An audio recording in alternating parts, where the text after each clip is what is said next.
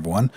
Jesse Webb, TradersPro. Market conditions, bullish in a bull market, continuing this overall uptrend. Had a little bit more move and momentum yesterday, back up towards that extreme range. Also starting to see breadth. Well, breadth has really just stayed the same. That's been the biggest issue. We'll talk about that again here today. And sentiment also getting stronger right here at these levels. So we're continuing to see some extreme levels in the market currently.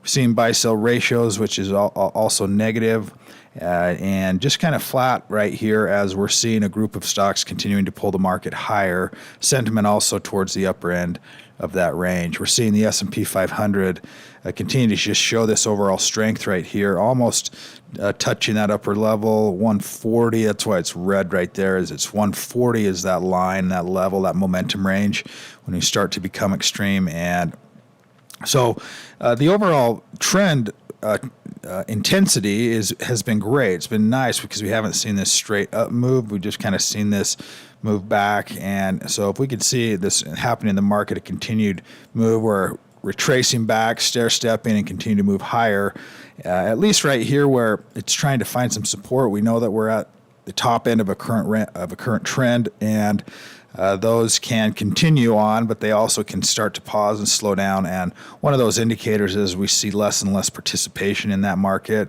as indicated by the buy-sell ratio, sentiment, some of these other things. Then we just want to be aware of that essentially, and remember to reduce the risk if we feel like this is a location where we could get a retracement or a pullback.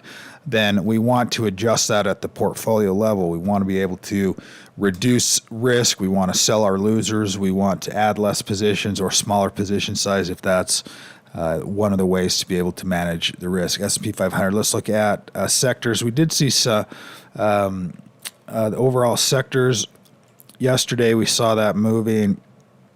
Looks like we've got one more back into that sell range. So still weighted slightly towards the buy side with the number of sectors that are in those overall uptrends. We've got 3 in hold and 3 in sell. So still stuck in that middle range of what is participating. Not everything is participating currently. You've got some up, some down. We did see oil have a pop yesterday, and that's been a really volatile area as well, where it's had this big sell-off support, and now looking like it's wanting to work its way back up. 3% move on oil yesterday.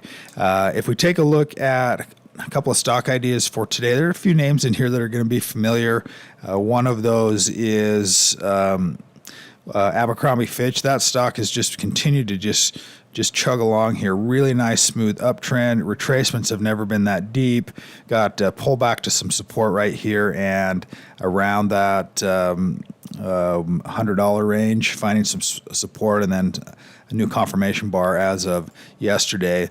Also saw Dell Computer in here, which is interesting.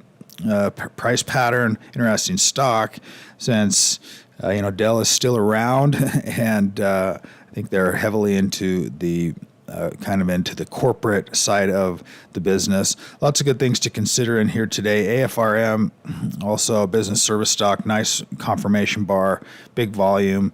There's still stocks continuing to pull through these retracements and start and continue those overall uptrends. AFRM, another one to consider. And there was one other one that caught my eye. Let's see, which one was that? There was, it was Carvana, CVNA. Carvana has been a pretty volatile stock, lots of ups and downs. Over the past few years, though, it's been, last May, it had this big run up from 15 to 50. So it's the kind of stock that can certainly have some momentum behind it. That should do it for today's update. Everyone have a fantastic day and a fantastic weekend. Thank you.